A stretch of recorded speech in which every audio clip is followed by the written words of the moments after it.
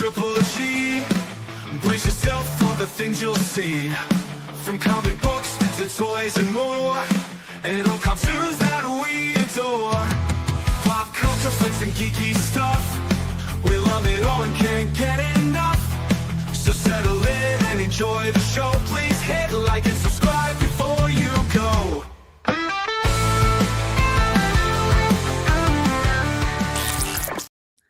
How's it hanging, YouTube? It's Peter here, your Ginger Geordie Geek. Welcome back to another episode of Panel Breakers. And it is St. Paddy's Day. So we thought we would get rid of Keegan and get the best of the Irishmen in. And we've got Phil. How are you, Phil? Are you well? I am very well. You say the best of the Irishmen, but Keegan's just probably doing the right thing by sinking Guinness. I'm unfortunately I'm not. He is. I wish I was, though. I mean, Mr. Keegan doesn't need an excuse, but he's used, it's Paddy's Day, I need to go out drinking as an excuse. So you've kindly stepped in, and it's always a pleasure to see you, Phil. How you been? I haven't seen you for a little while, pal. How you been? Yeah, it's been a wee while, but I'm looking forward to breaking some panels tonight, Pete.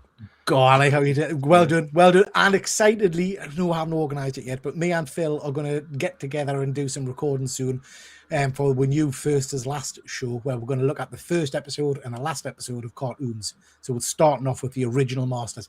My fear with this show, Phil, because I've done this before when I've gone back and rewatched shows from my childhood, really worried it's going to be dog shit. I'm worried about that you're going to fall out with me because I will not hold back. If it's dog shit, I will 100% tear it apart. Not that I tear dog shit apart quite often, but you know what I'm trying to say. I hear what you're saying. What you're saying. We'll explore the shit together with this stuff. Yeah.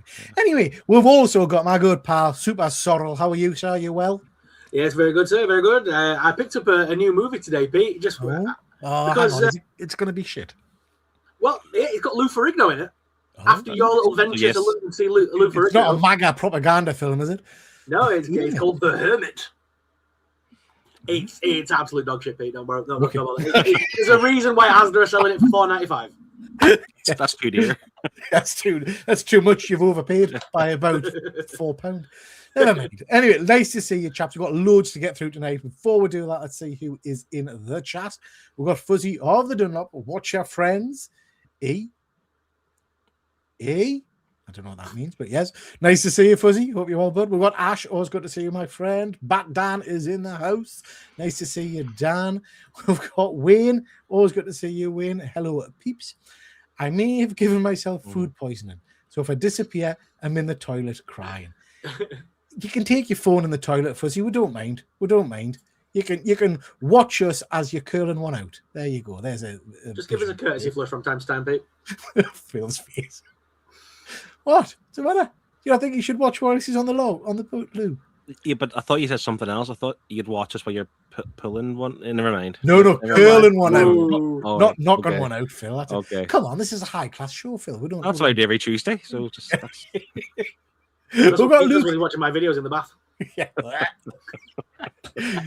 Nice to see you, Luke. I hope you're doing well, my friend. Hurry up. I'm not getting any younger. Bless you, Fuzzy. Hope it was tasty. Chris Bell in the house. Hello, everybody. I'm eating 4 people's worth of pizza. Hashtag fast. Okay. What technically is for? I could polish off a full pizza. What's 4 people's worth of pizza? What's a standard pizza? A standard pizza serving, gentlemen. It's a full pizza. mean, it's a full pizza. You can see by my athletic physique that I rein it back a bit, but I clearly don't. Pizza Hut buffet, for example, I destroy that. I haven't had a Pizza Hut buffet for ages. None of our bags don't have them over here anymore. They're long gone. But anytime I'm in England, first thing I hit is Pizza Hut buffet. What about Put it yourself, this way: Paul? if you go to Asda, bud, if I go to Asda, right, and I pick up a family-sized lasagna, and it says it's for a family of 4, it's definitely not, is it? It's for a family. Yeah. The lie on those, I know that myself. The lie, whenever it says for a family of, it means one person, one serving, and garlic bread. Exactly. Yeah. Anyway, I hope you enjoy your pizza. Chris. Let me know because we're interested what toppings you have on your pizza. Fuzzy doing waterfalls. Some talent on display tonight. Thank you very much. Appreciate that. We've got Stephen in the house. Nice to see you, Stephen. Evening all. Hope everyone is well. Pete's having a poo. Phil is my favourite. We know you love Phil, Fuzzy. We know you love Phil.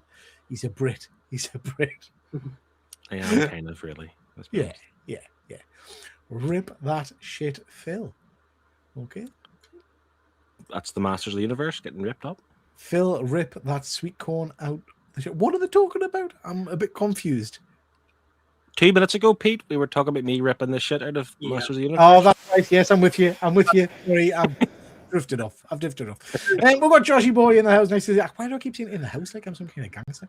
Anyway, Joshy Boy, nice to see you, pal. Hope you're doing well. And in studios, always good to see you. And Jack, nice to see you, bud. We've got 18 people watching. Thank you so much, everybody.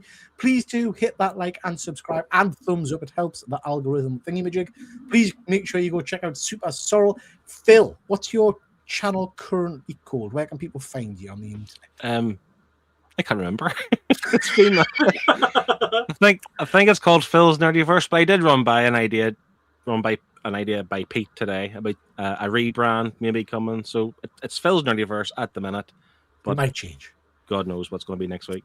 Yeah, watch this space. Watch this space. £10. He still calls me Phil at some point tonight. I will. Right, chaps, let's crack on. We've got lots of news to get through tonight, lots of stuff. I should say, guys, I reached out on Instagram the other day and asked people for thoughts and views on the show. I have to say, overwhelmingly positive responses. So thank you so much to everybody. It really did make us very, very pleased that I think everybody that got in touch basically said it will love the show. So thank you so much for that. That said, there are some good suggestions and there are still some things I want to change around. So we are going to move things around a little bit. One of the segments I'm going to bring back is the bit where we talk about a certain year. And what we're going to do is split that over the 4 weeks of the month. So each month we'll have a year. We'll do the movies 1 week, TV the next week, cartoons the week after, and comic books the week after that. And we'll talk about those kind of things.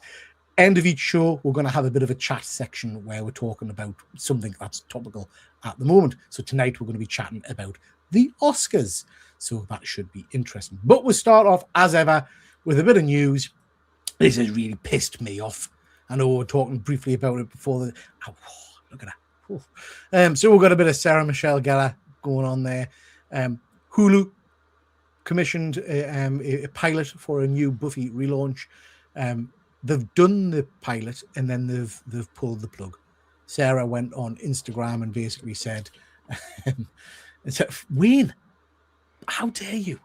And basically said that it had been binned. There's lots of news come out about it since then, guys. I don't know if you've seen, but basically Sarah has said there was an exec who just didn't like Buffy, which was a bit weird.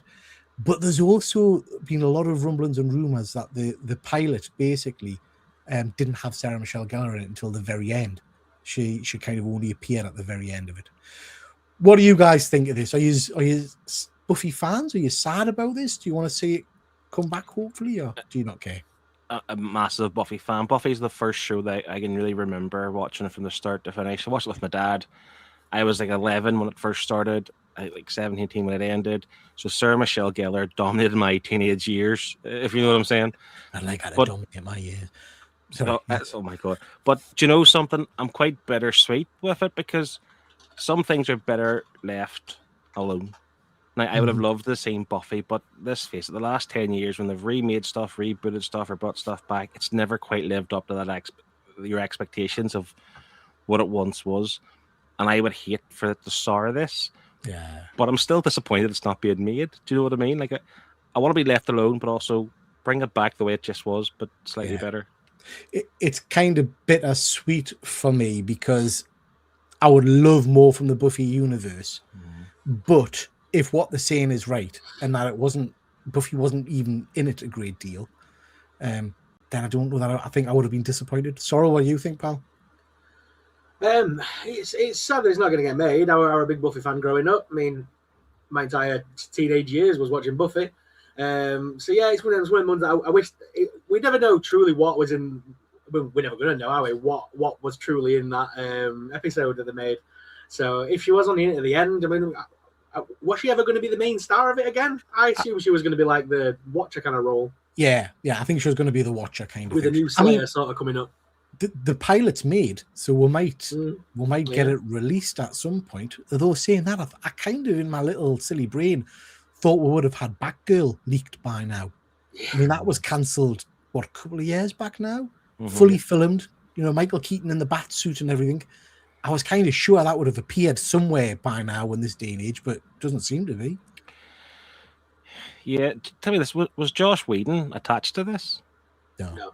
I don't think we're allowed to say his name anymore. Oh, I don't know. I've lost track of who we can talk about. No, to be honest, Josh Whedon's just kind of vanished since all the allegations about him and stuff. And a lot of the Buffy cast did some quite frank interviews where they said he wasn't a pleasant guy to work with. See, that's what worries me, though. Like you'd mentioned before, we went live there that, or did you? An executive didn't like Buffy, right? And I'm thinking, like, is it now like maybe they're a Josh Whedon friend, you know, or a colleague of some sort, and if it becomes this tit for tat, this kind of personal thing, then that does annoy me. But at the same time, I still watch Buffy today.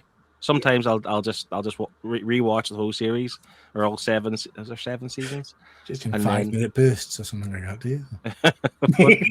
5 minutes, 45 seconds. What are you talking about? The guy who played Spike, is it James Masterson? Yeah. He never had a nice word to say about Joss Whedon, did he? Because Joss Whedon didn't like him. They didn't get on at all. Them two. So Josh, so he does an awful lot of the UK and the Northern Ireland and the Commons, but he's gone on record that Spike was supposed to. Josh Whedon always had this vision of good and bad. People weren't supposed to like Spike. The bad guys were the bad guys, kind of thing, and he didn't like the popularity that Spike had, and was really cheesed off that he kind of had to keep him in the show, kind of thing. But yeah, I agree with you both. I think I'm sad in some regards, but it does do us the favor of not having to moan like a whiny bitch when it's not up to my expectations. Do you know what I mean? Because what I would have, if it doesn't hit that, what I want from it, I wouldn't have been happy. I'd love to see them tackle it again, though, as a movie or something. I mean, like the original movie's awesome. I love that original movie. Oh yeah. So I mean, can we say her name? I know she was cancelled too, wasn't she? The original Buffy was cancelled. She was for a little while. Why was she cancelled? I can't remember what for, but I know she had some controversies, didn't she, over the years? Yeah. I mean, I think. Sorry, Phil. Go ahead. I don't know what I was going to say. You speak. I mean, is there a chance that this could come out some other way, like a different? That's what I'm hoping for. Like, because there's money to be made there, essentially, too. Not even just for the show itself, but I can imagine Buffy would sell some toys and dolls and all sorts of things. I think there's a big fan base behind this. There's already, I mean, not that it means anything, but there's already a petition and things to try and get Hulu to change the mind. So we'll see. Something might come out of it. But I think, you know, you mentioned Sorrel. In my mind, Buffy was always going to come back and be the Watcher kind of character. I didn't see her killing and running around and stuff like that. Saying that, Sarah Michelle Gellar is incredible for her. I mean, I don't know how old she is, but yeah. Anyway, moving on. Speaking of revivals, guys, we're getting Firefly back, but as an animated project. Now, lots of people get very excited about Firefly. I have to say, as a sci-fi person, I don't think I've ever watched it. I tried it. It's not. I think it's quite endearing because it was quite a cheaply made kind of show. Like even if you watch it, like the set looks cheap almost, and it's a cult following. There's massive it's huge. Crowds love it, but I never clicked on with it either, to be honest. And I didn't even watch the movie that came out. But at the end of there's only 2 seasons of it. For having such a cult following, there's only 2 seasons of it. They had to finish with the movie because they cancelled the show early. I think I watched I started watching the movie and gave up. Yeah. Sorrel, are you a fan of it? You watched it? My dad made me watch it back in the day when it first came on. And it ended with the film, did it? Serenity, I think the film's called. That's Serenity, But yeah, I've seen it, but I wasn't a massive fan of it. It was my dad's favourite TV show, though. Yeah, I mean, I do like Nathan Fillion.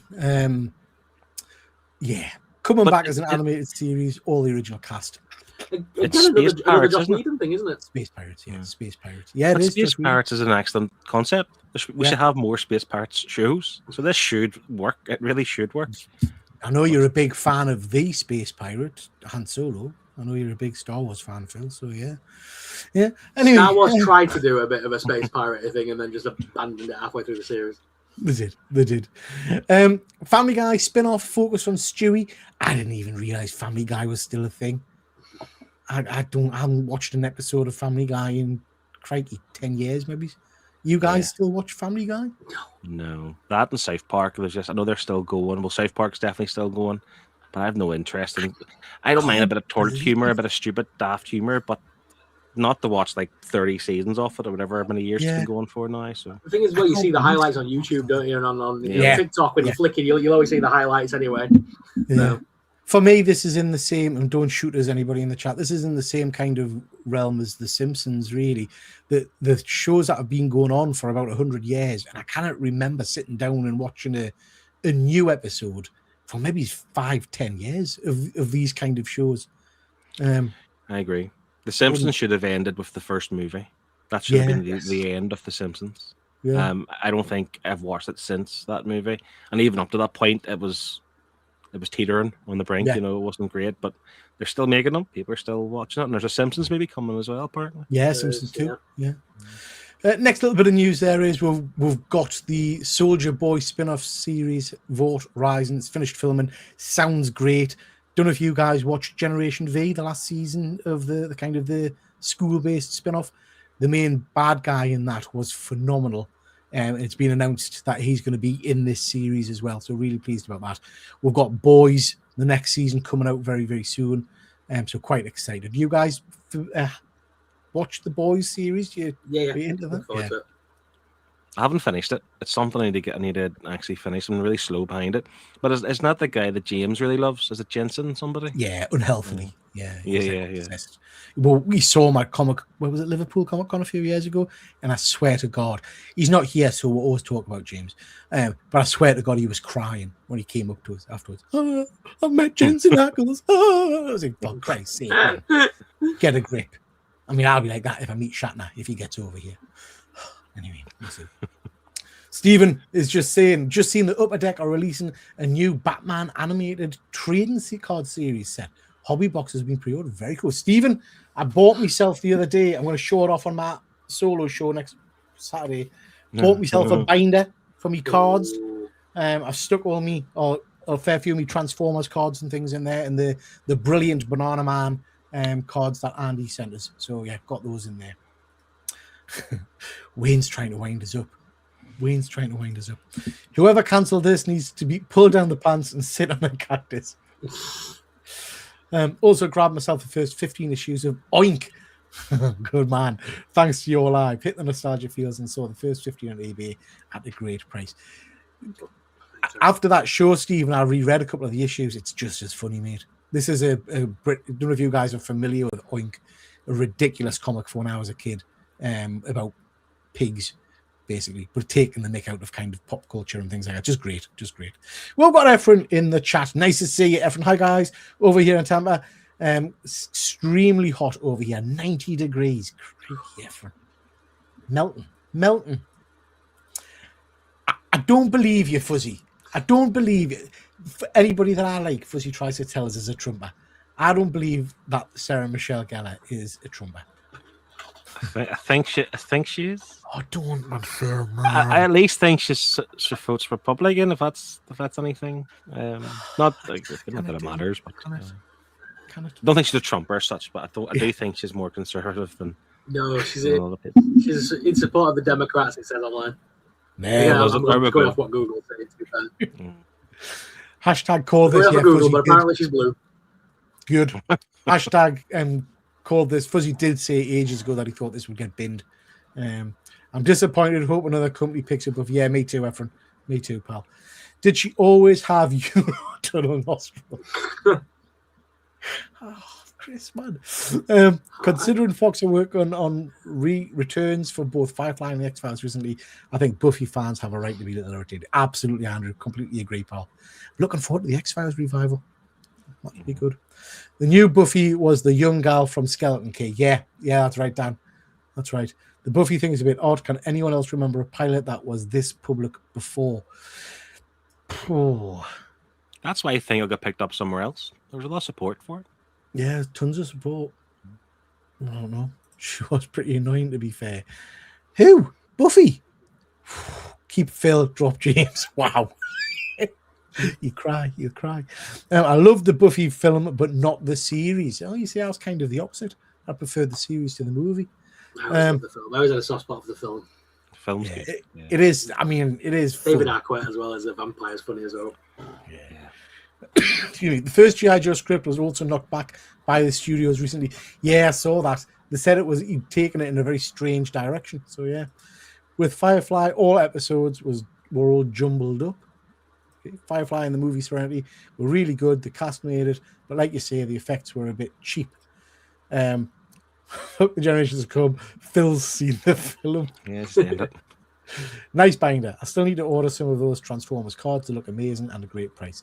They are very cool, Stephen. Very, very cool. Very nice cards. Can I ask? Sorry, just if you put in the chat, where did you get that hobby box from the Batman the Animated Series Upper Deck? Because I'm looking myself online, and All right. just because I like stuff like that. Are you a card man? Are you a card man? Kind of. I got those Marvel cards. Remember the Marvel cards? Yeah, yeah. Was it last year? Got some of them, and I've been picking up Pokemon. I mean, I don't know what I'm picking up. I don't know what they are, but I like opening them and seeing all the stuff you get. Yeah. What they made, I don't know. But So these Transformers ones I got were a hit every time because, like you're saying, I haven't got a clue what I'm buying. All the Stephen trying to help us out with them. All of the kind of the descriptions are in Chinese, so I can't understand it. But every card's shiny, and that's just good enough. Do you know what I mean? Everything's good and everything's just shiny, so I'm winning. You know, Lost Boy Comics sent me that comic book recently. Did you see that on my channel page? Yeah. They sent me that. Well, he sent me a load of cards with the thing, and he sent nice. He sent me all these like little horror cards, and these are freaking mint and all. I'm gonna need to find somewhere to put these. Tasty. Are they ones? He knows I like boobies. I'm quite open about my love of boobies, and are they ones that he's done himself? No, he got a set gifted to him from an artist, and he had a load of spares. So he just threw them my way with the package. But yeah, he knows I like the horror stuff, so he threw a bunch in. But yeah, they're really cool. And I'm just gonna say again, Lost Boy Comics sent us that the other day. It's fucking awesome. Very cool. That's awesome. Very cool. That is awesome. I've still not got my book. Waiting for my art book. Hopefully it'll come this week. Speaking of Transformers, guys, big news in the Transformers world. This last week. Any of you guys reading Transformers at the moment? Not in a minute. No. So bit of an interesting switch around in that Optimus Prime has basically given up the leadership matrix to Elita. So now he's just Prime. So bit of an interesting one, that. I'm not quite sure what the hell's going on there, but we'll see.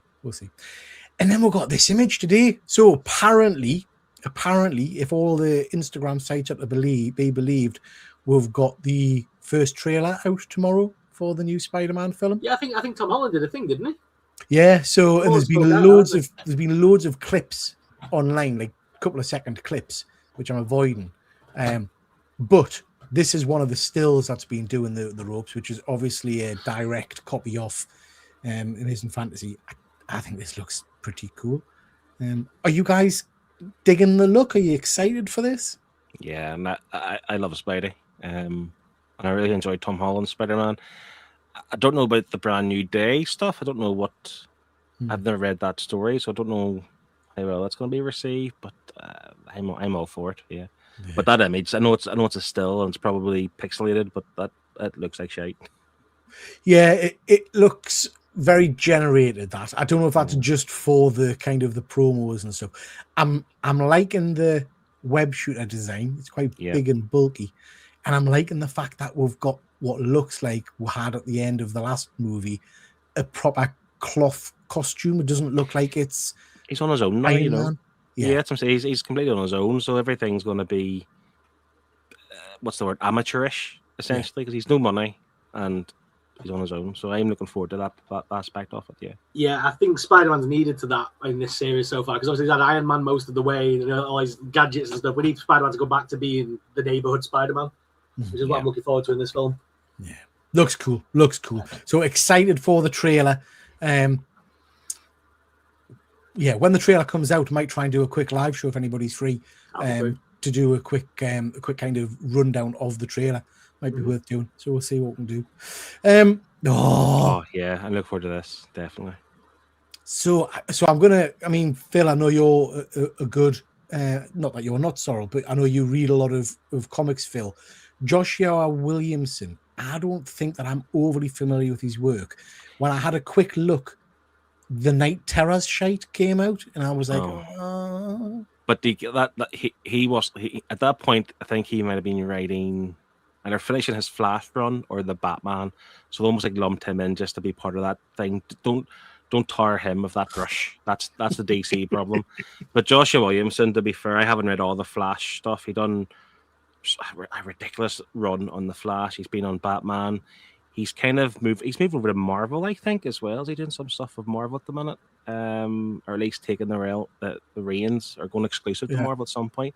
I think he's probably up there with, like, maybe not quite Scott Snyder, but that kind of bracket below. But Josh Williamson's very, very, very good. If you haven't read this Flash run, you should. I gave up on Flash, so I probably do want to go back and reread some of it at some point. Sorrel, you're a big Universal Monsters fan. It's fair to say, and I think we've talked about this before, some of these Skybound Monsters books haven't been the best. No. What are you thinking of this? Well, is this an original story this time around then? Because obviously original story. Because the original story was completely different to that. I've just quickly read that synopsis. I didn't know this book was coming, mate. I didn't see this one announced. So interestingly, neither did I, because this is out, I think, in the next month or two. Wow. They've not really done a lot of preamble about it. But yeah, are you excited for this? I know you like a Wolfman. I do like a bit of Universal Monsters, so yeah, I'll be grabbing this one. So far, all of them have been kind of based on the original movies or the original source material, and then throwing a bit of different stuff in there every now and again. But this seems to be like a completely original story, as far as I'm aware. Then, so this could be quite good. Yeah, Fuzzy's saying it's out in June, so that not too far away. I have to say, I read the first issue of Phantom, didn't do it for me at all. Didn't do it for me. Then I'm a big Phantom fan, and it was awful. Yeah.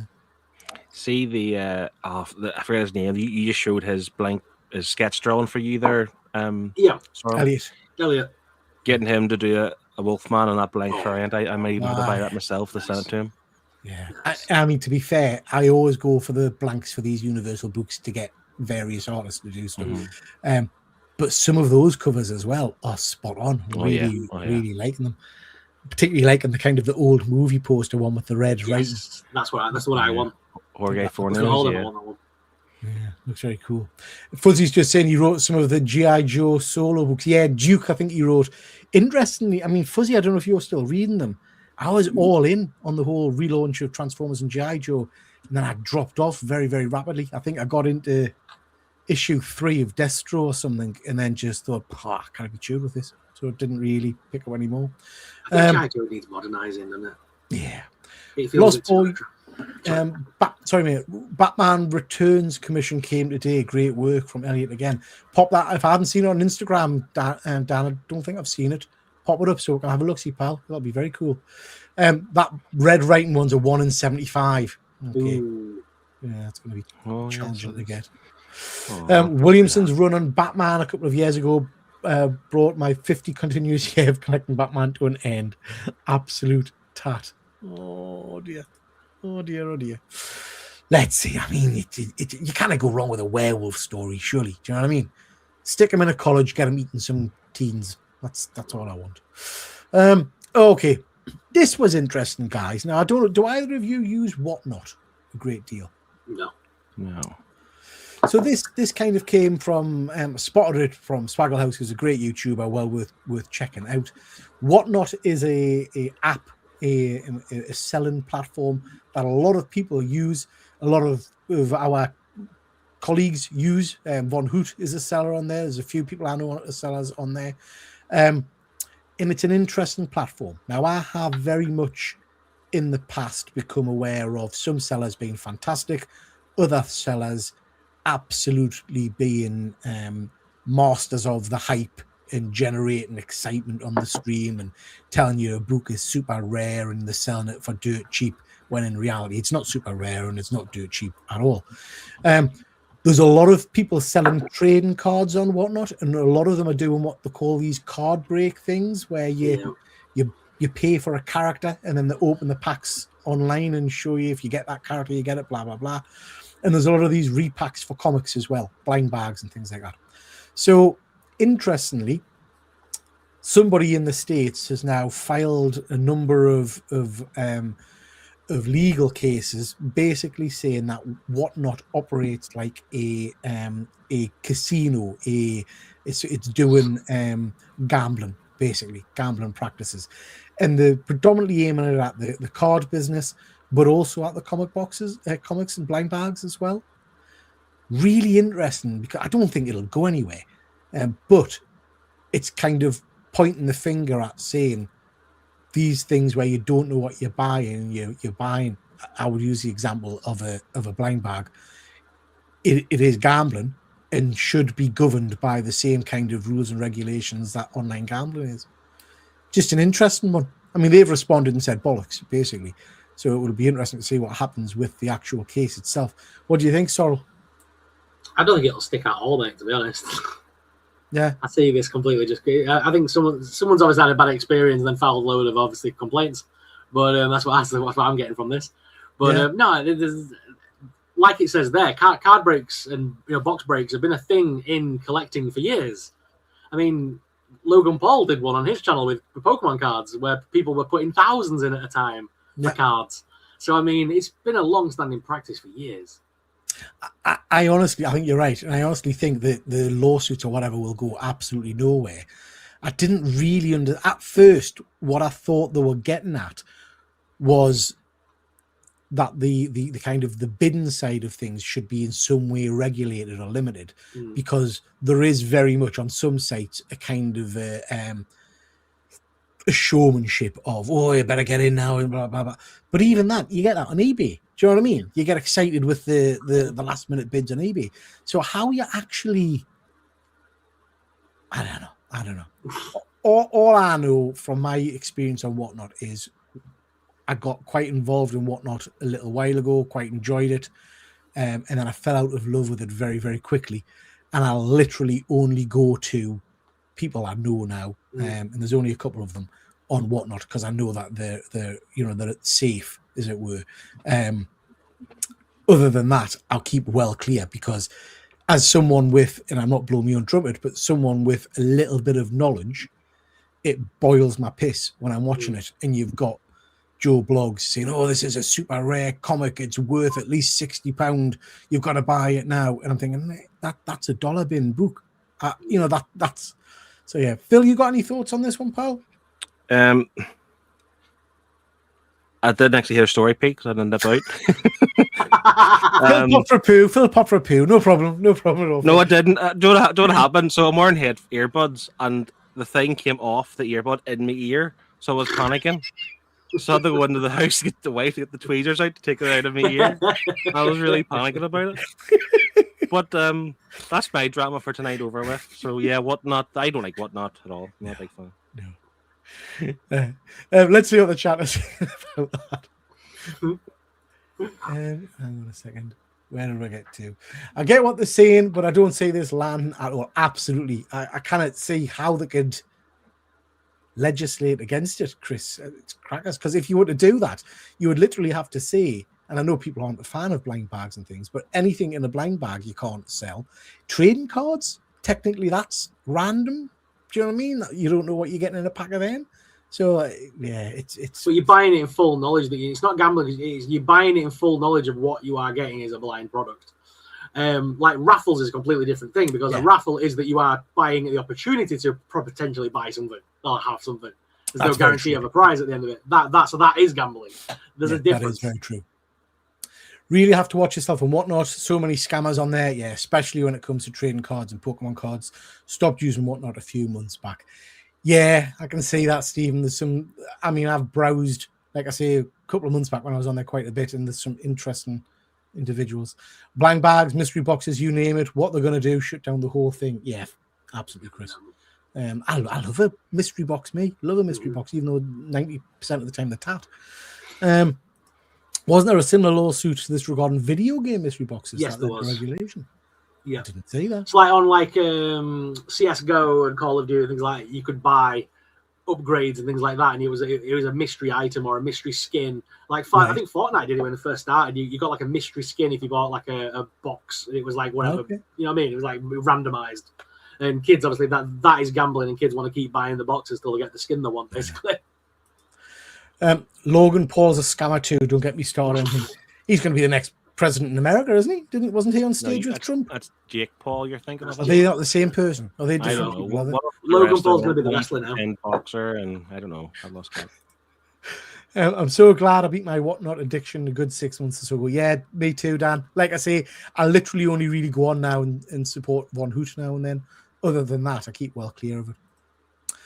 Same reason raffles aren't officially allowed on certain sites, I guess. Yep.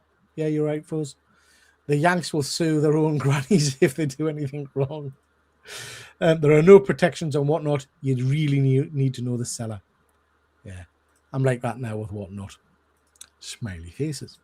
Mystery boxes will have the issue. Pretty sure they're all legally required to publish the odds in advance in some countries. If they are making their own mystery boxes, then it may cause the issues. Yeah.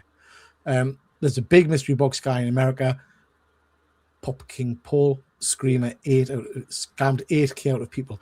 So I've got a few videos on my channel about this from maybe it was a year or two ago. It was from an Irish seller.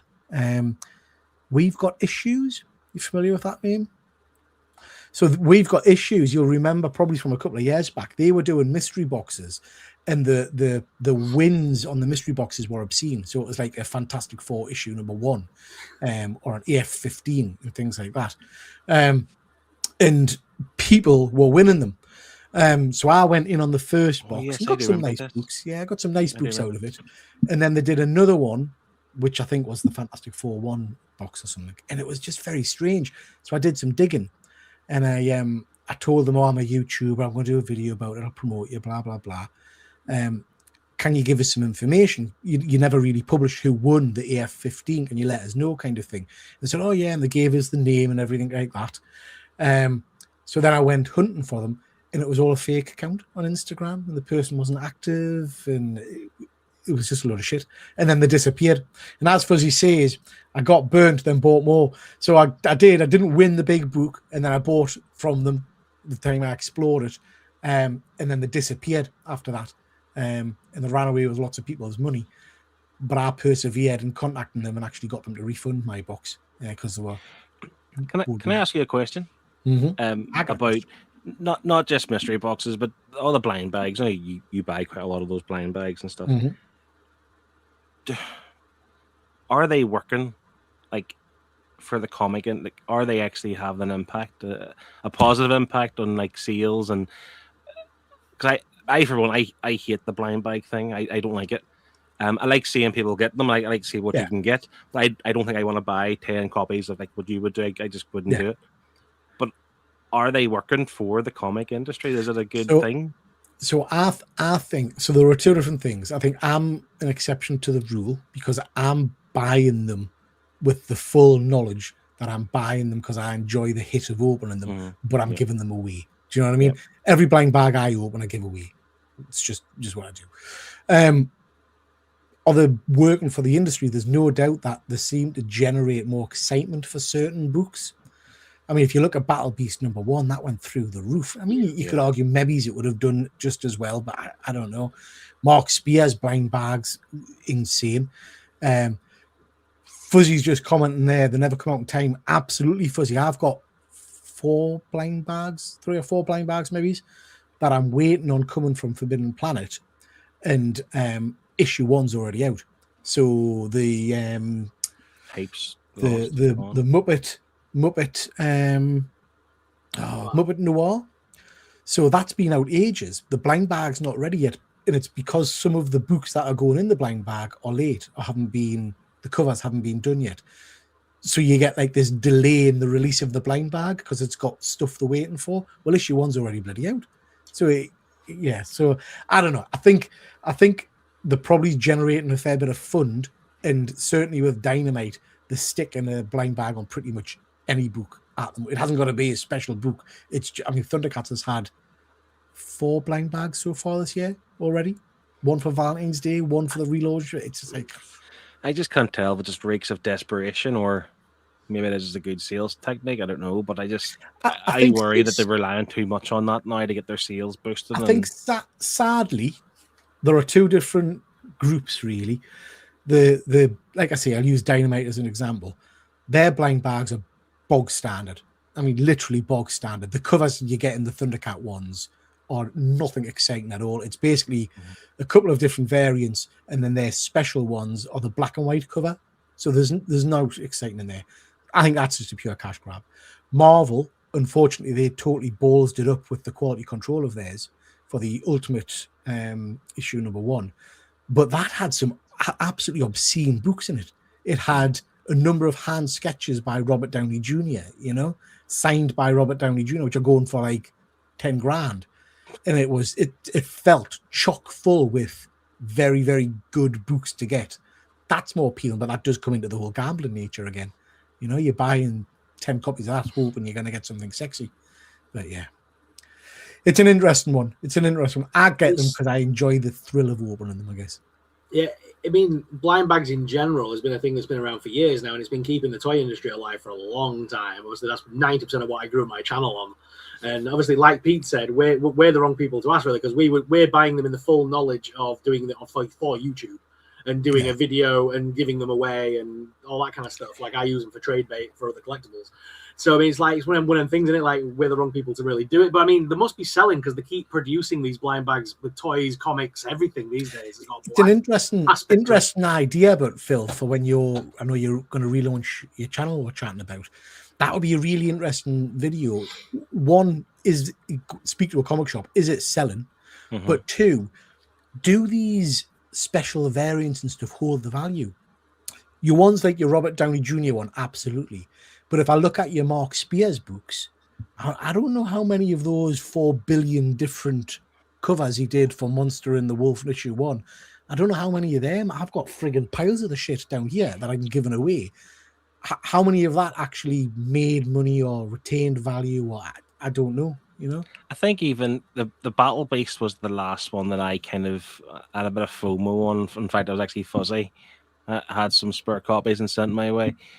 But it seemed like the Battle Beast one, like, they done it well. However, aren't they now releasing one of the comics again? Is it the Marvel Team Up comic or whatever it was? Aren't they releasing that again? So it's like, I don't know. I think they can work, but just people are absolutely taking the. I think the Battle Beast one was really cool because they didn't tell people what they were putting in them.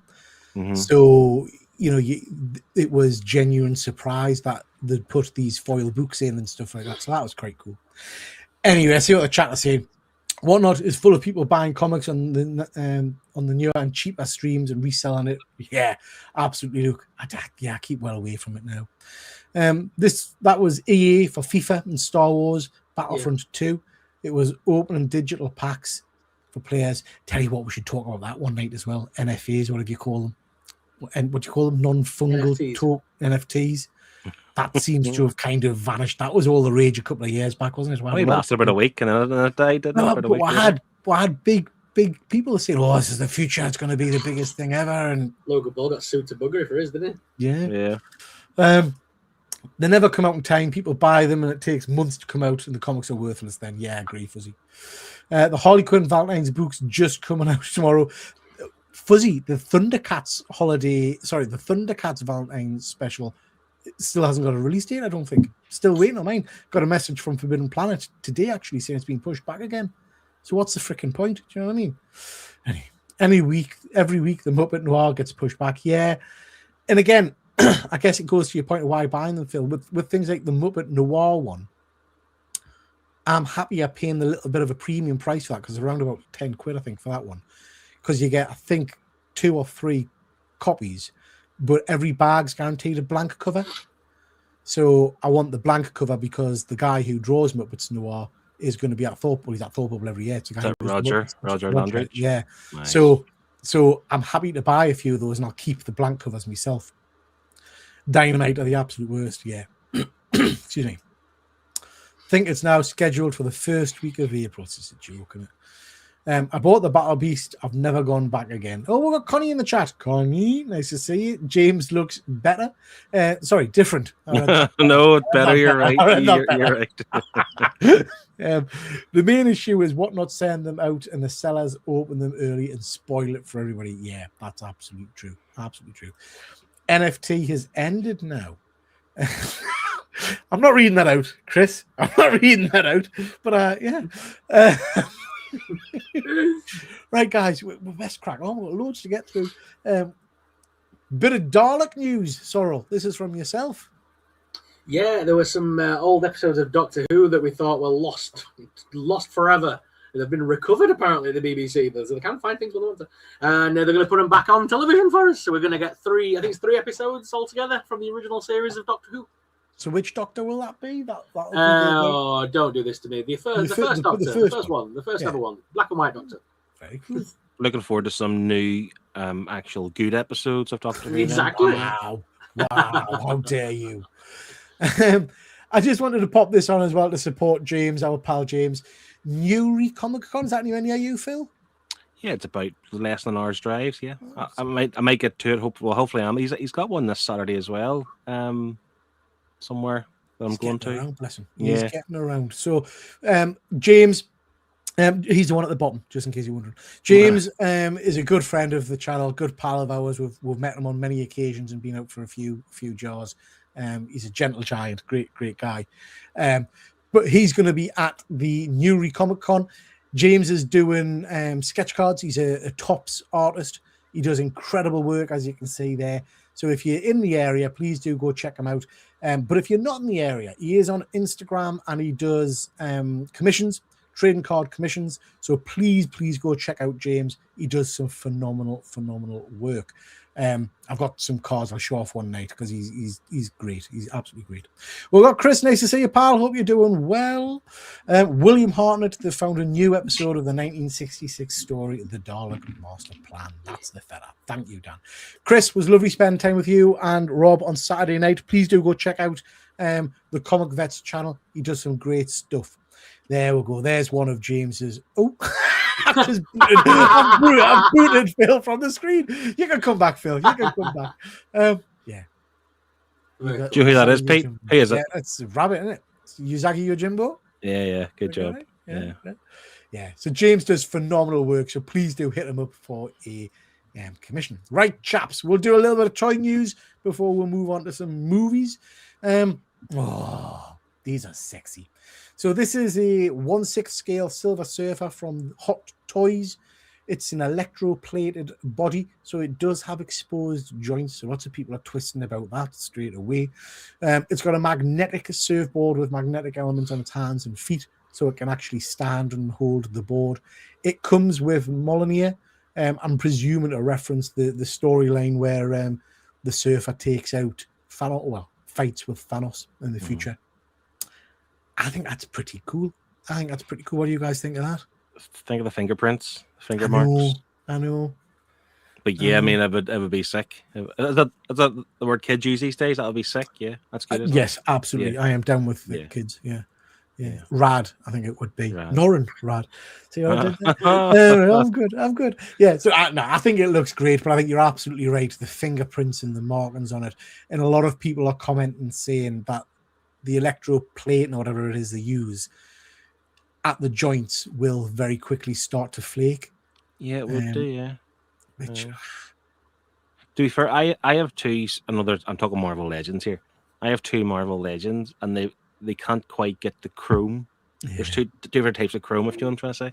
I think that'll be really hard to do, even with whatever material you just mentioned there. Yeah. I just think I don't see it being this shiny in real life. Yeah. No, I think you're right.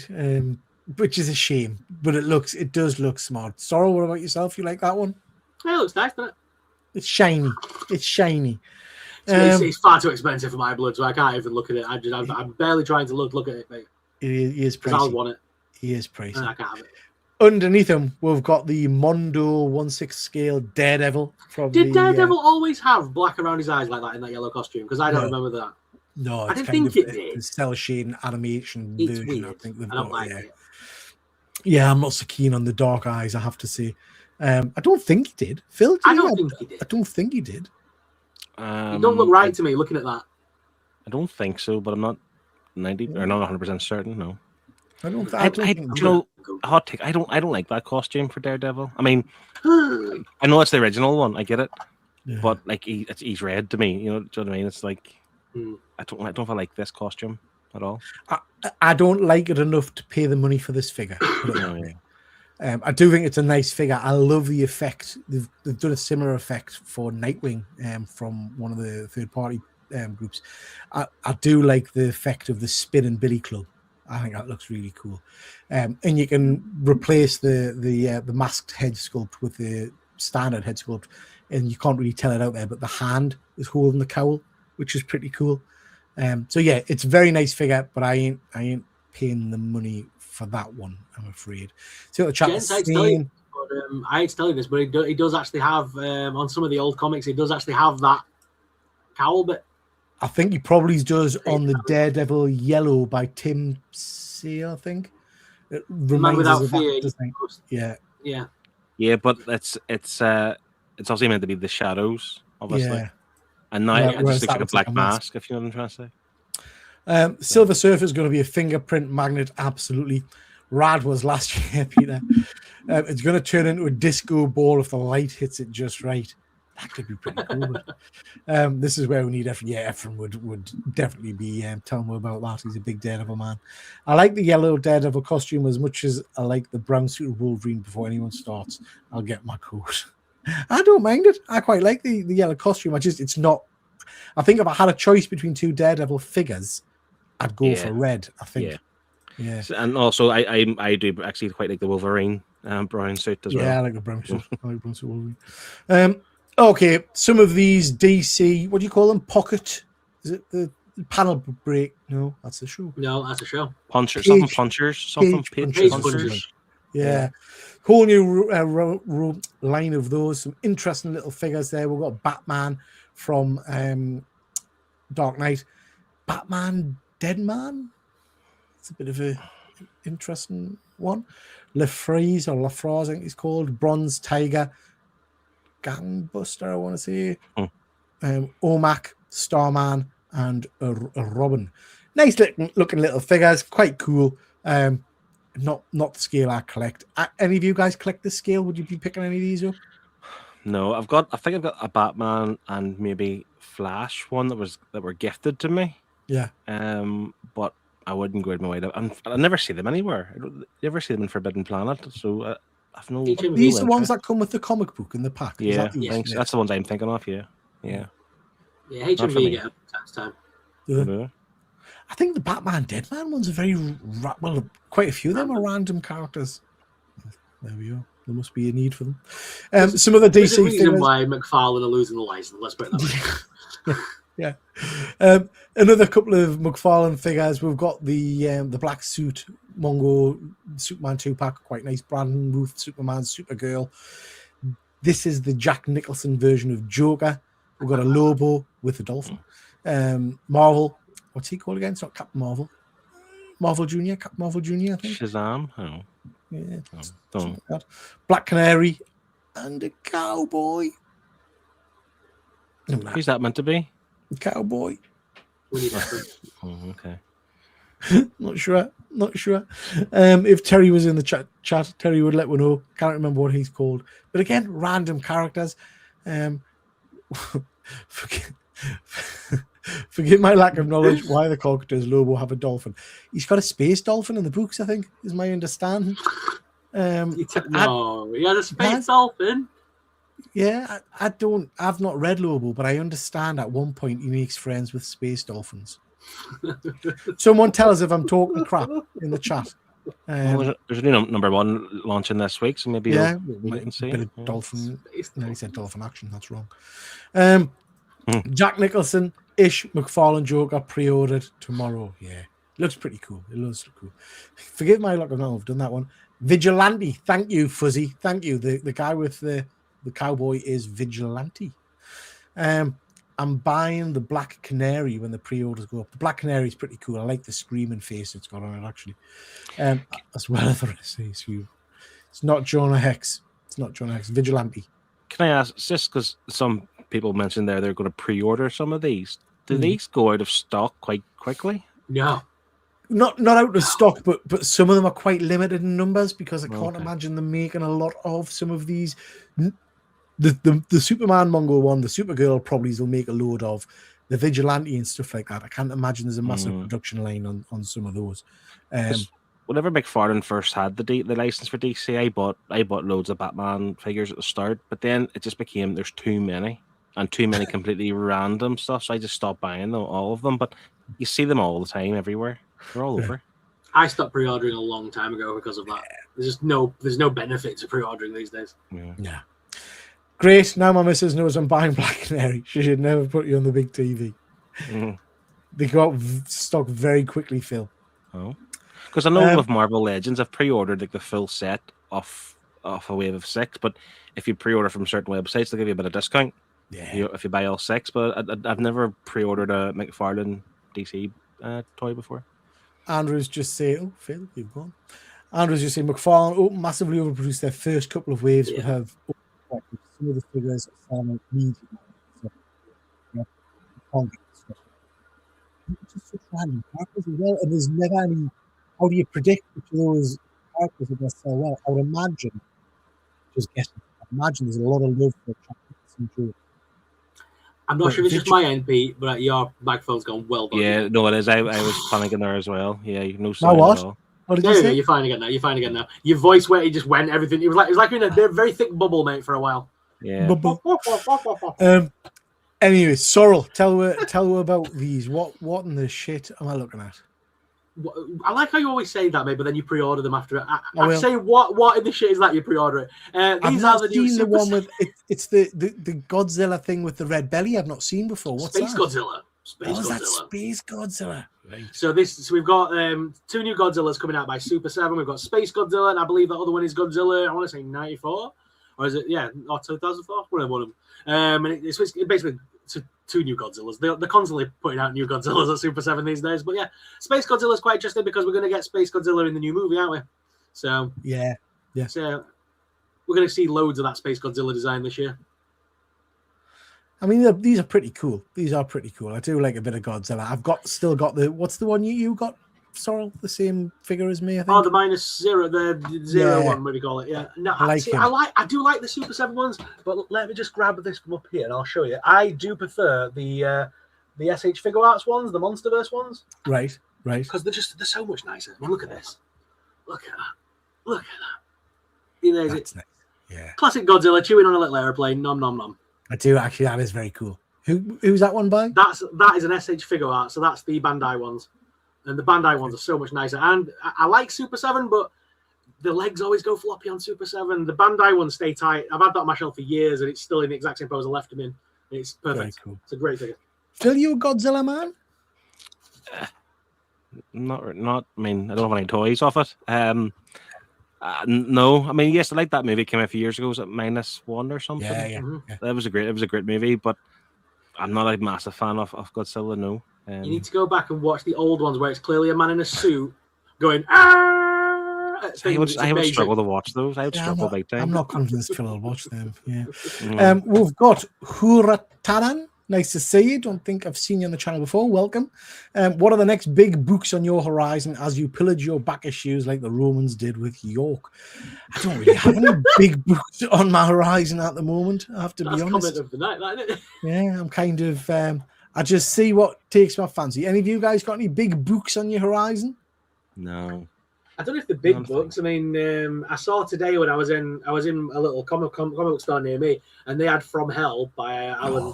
I hadn't read that in a very long time. It was only 20 quid to pick it up. I was like, ooh, I'm very tempted, Pete. That's a good price. It's a great book as well. Great film, great adaptation. Peter, you're starting to sound English. How dare you? Shoulder pads, blue Godzilla is an interesting look. Godzilla has a red. Oh, Jesus, weird. Never buy Godzilla toys that aren't Japanese. Right, chaps, couple of reviews. Just to mention, I rewatched Ready or Not. just last night, ready for the new movie coming out this week. And really, really strong film. Phil, we mentioned before the show, you haven't seen this one yet. I recommend you pick it up and give it a watch. Sorrel, you a fan of it? Yeah, looking forward to it. It comes out this Friday. I'm excited for it, mate. I'm going to the cinema. Yeah, cannot wait. Cannot wait. Love the first one. We are going for very different reasons, aren't we? I mean, you're going for a bit of Sarah Michelle. I do prefer the other girl that's going to be in it this time. I always forget her name. Her from Lisa Frankenstein's going to be in this one. Yeah, I didn't like Lisa Frankenstein. But yeah. War Machine. Any of you guys watched War Machine? Not yet. It's on the list. Do you know what? I absolutely loved this. Loved it. So this is on Netflix at the moment. Alan Richardson, really straightforward premise. He's trying to join the Rangers because of well, you say it earlier on the film, a death of his family. And when they're on the kind of the final exercise, there's a meteor hits where they are, and it's got this alien war machine in it, basically. And it's a bit like Predator, basically. The machine is hunting them down. Super graphic. I mean, there's heads exploding and people popping and all kinds of stuff. But just a good old-fashioned kind of adventure flick. Really, really enjoyed it. Really enjoyed it. Well worth checking out. You give it a watch, guys, and then we can chat about it next time, because I thought it was great fun. And then I also watched this, Louis Theroux Inside the Manosphere. Either of you watched that? Christ, Pete. No, but I've always loved Louis Theroux's stuff in the past. It's been a while since he's been on the screen, to be fair, so I will check this out when I get a chance. He interviewed the biggest plebs on the planet this week, mate. He honestly did. So I did hear he tried to get. What's that guy's name? Is it Tate? Andrew Tate. Yeah, he tried to get him, but I think he turned it down apparently or something. Because he's smart, yeah. Yeah. I mean, I love Louis Theroux, and I love the style of interviews he does, because he's never offensive or in your face. He just literally asks normal questions and just stops talking and lets people just drop themselves in it. This was no different. I really enjoyed this for what it was. Made it sick to my stomach, the kind of people that are influencing kids, well, and adults these days. And again, it just highlighted how stupid these people are. But yeah, well worth watching. All that crap links back to that film that was on recently on Netflix, doesn't it, as well, with that kid who stabbed that girl? That's all to do with that Manosphere crap, isn't it? That kid was like, he listened to all these online influencers talking like that. Yeah, it's just shite. Yeah. Any of you guys watch anything or read anything you want to mention? I've started watching. So, did you ever watch Yellowstone? Yeah. Mm-hmm. So, have you watched the new spin-offs? There's one called Marshals. No. Marshals is very good. It kind of kicks off with Casey's story as from whenever Yellowstone ended. But I've watched one last night called The Madison with Michelle Pfeiffer. Oh yeah. And if you want to talk about good-looking women, Michelle Pfeiffer's 68 years of age, and she's still a pretty good-looking woman. Oh, she does. And now the Madison is very different take. It's not action and gun-ho and cowboys. It's like dealing with grief, but it's actually really, really good. Me and my wife were sitting there, and even in the first episode, I was kind of like those ones where I was like, something happened, I'm like trying to hide myself, with a wee tear and all. But those two shows, I've been watching them, and they're very good. I recommend them. I'll have to try and catch up. I only watched a few episodes of Yellowstone, but I really enjoyed it. But then just other stuff kind of took over. How about you, Saul? I got today, Pete. You know what I found today? We're going to go down a bit of nostalgia, mate. How even? Found some Goosebumps for £1. £1! I couldn't resist these for £1, mate. Not gonna lie, it's a bit of my childhood right here. I just love the artwork on the front of them. Yeah, incredible. So good. So I was so happy when I found them. Read a Goosebump.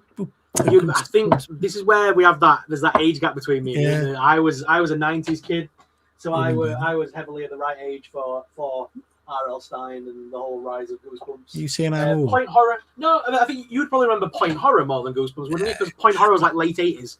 Point Horror is what I read. Was all the Point Horror? Point Horror was like late '80s, I think, and that was R.L. Stein and a few other authors, and I love them as well.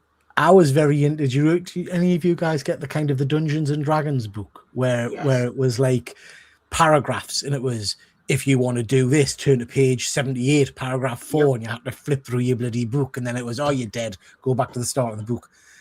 You ever get those, Phil? No, I never didn't know they existed, but now I superb. can want to check one out. Yeah. There's you Great can get fun. a Stranger Things one. There's a Stranger Things one out now, where basically you're a kid that's interacting with all the Stranger Things kids. It's like you sort of read me, and it says if you agree with Will, go to page whatever. Yeah. If you agree with, and you sort of like going through the story. So the entire book, Phil, was just basically, I mean, they were all like witchcraft and monsters and things like that, and Dungeons and Dragons stuff. But the entire book is just literally paragraphs with a number next to it, and each paragraph leads you to a decision point, and that sends you somewhere else in the book. So you spend the entire time just flicking through, furiously looking for stuff, but just good fun. Just good fun. Yeah. Okay, guys, just going to quickly check the chat. I bought a cool crime suspense story 17. Very nice. Very nice. Bet that wasn't a cheap book. Is it Hulu? Is it? Yeah, it is. Disney Plus. Disney Plus. Disney, The UK price. The UK pence variant of F15 is quite the bang up per book.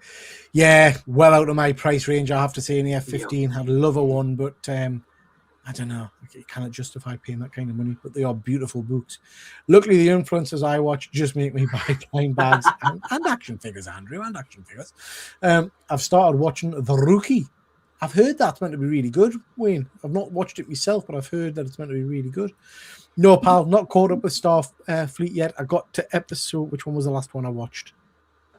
Can't remember. I'm about 5 episodes in. I only watch that when the wife's out or late night when I'm in by myself, because she doesn't watch Star Trek with us. If you like Goosebumps, pre-code EC horror stories are great. Vault of Horror, Tales for the Crypt, etc. Yeah, great. Brilliant. Books. I found I forgot to show you as well. I got that today. Oh, I like that. So this is the creep show, and it's the original. Just hold that up again. I've got the homage cover to that for Beneath the Trees Where Nobody Sees, and that's very much like the old EC style. When he said that, then it made me think of it. This is all like your very old style like EC comic style, and it is a phenomenal work. I can't wait to jump into this. The artwork is amazing. Where'd you get that one? Look at that. I got that from my local comic book store, mate. He only charged me a tenner for it. I was well impressed. Very nice, very nice. David Cornsworth's dad wrote the books when you decide what to do. Oh, really? Oh, cool. It's pretty cool, Fuzzy. Nice. The Choose Your Adventure books as well, weren't they? Oh, Mr. Ben. I referenced Mr. Ben in a presentation earlier today and sat looking at his sea of blank faces. Can't beat a bit of Mr. Ben. Love Mr. Ben. Loved those books. Yeah, very cool books. Right, chaps. So, as I said, what we're going to start doing from now on is each month pick a year, and we will each week either look at the movies that year, the TV that year, cartoons, or comic books from the year. So this time we're going to focus on 1997. We've got some absolute bangers came out this year. So first slide, Fifth Element, Scream 2, Starship Troopers, Men in Black, Event Horizon, and I Know What You Did Last Summer. So what I'll do, Phil, if you've not done this section before, basically I like to know how many of those films you haven't seen, which ones you haven't seen, and then pick a film to say why you liked it. I'll start off. I have to start off with Starship Troopers. I just think it's one of the... I mean, it's cheesy as shit when you go back and rewatch it, but the special effects for the time blew my mind. I thought the action in it was great. I think it's got the right mix of comedy as well. The whole kind of alien bugs bit and the news bits that keep flashing up. I just absolutely love. I think it's a class film. It goes rapidly downhill after that first film. They made a number of sequels, which were crap. They made an animated sequel, I think, which was really, really poor. But the original is spot on. And then, of course, we got unofficially to play this in kind of the computer arena with Helldivers, which is basically just Starship Troopers. But absolutely love it. Absolutely love it.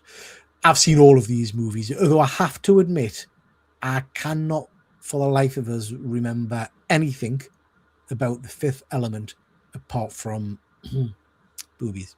Apart from that, I cannot remember a thing about that film. Sorrel, how about yourself, pal? So I've seen all of those, I think. Yeah, I've seen all of them. I don't think I've not seen any of them. Out of all them, Men in Black, man. As much as I love Scream 2, I've got to say Men in Black. That was my childhood right there. I still love that movie. If you put that on, I'll still sit and watch it from start to finish. It's a great movie.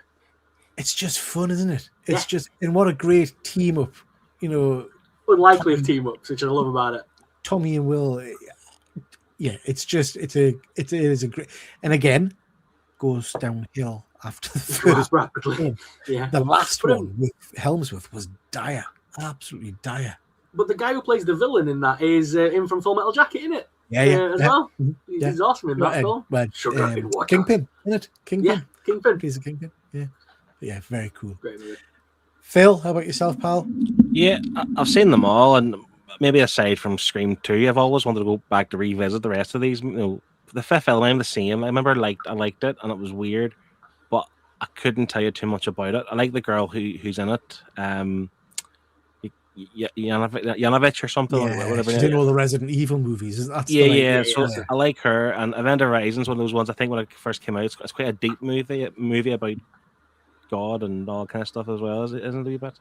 So it is. I remember watching Event Horizon back in '97 and not understand a thing about it. And then there was a new comic released a couple of months back, which was the prequel to Event Horizon. And I thought, I'll go back and rewatch Event Horizon. Loved it. Absolutely. It's all over the shop. It does screw with your head. The horror element of it is really, really strong. And it doesn't really explain what it is, although the comics are now. But yeah, I loved Event Horizon. Cool film. I always want to go back to revisit that one, but last summer, because again, off the back of the success of this original Scream, they had to do something similar, and of course, Sarah Michelle Gellar. Yeah. So, yeah. Sorry, man. No, I was just going to say the recent revival is exactly what we were talking about earlier about things that should just be left because it damaged the franchise, I think. Sorry, what were you going to say, Paul? Well, speaking of Sarah Michelle Gellar, I mean, Scream 2, she's in that as well. And I would argue... The early victim? See that one of the early victims at the start? Early-ish, yeah. I would argue, though, that is one of the best Scream movies out of all the franchise. I don't want to ruin it for anyone who hasn't watched it. Obviously, it's a nearly 30-year-old movie. Is that the one where the mum is the killer? I get confused. Okay. Sheldon's mum's the killer in that one, yeah. That's it the is, one, isn't it? That's right. It's literally, yeah. That's the one where it starts off where they're at the cinema. Is that right? That's the one. Watching Stab. And he gets the knife through the toilet cubicle. He does. I really like that one. Can I Why just he put his head just to the on cubicle this? is beyond me, but you know. So, do the parody movie, Scary Movie? Yeah. Just that cinema scene is still one of the best scenes I've ever seen. You just reminded me of that because it's obviously from Scream 2. The cinema scene's amazing. That's coming back, isn't it? The Scary Movie. It is Scream 6, mate. I'm looking forward to it, yeah. Mm-hmm. Wayne's seen all of those films. Starship Trooper I watched the other night. Did you enjoy it, Wayne? Starship Troopers always makes me laugh when Mrs. Bell is in conversation and drop that Viewers Airways is wiped off the face of the earth. It's really, really Starship Troopers is a real banger of a movie, superb. If we move on to the next slide without talking about Event Horizon, we'll cover it for you, pal. But chaps, we've got more films to talk about. We've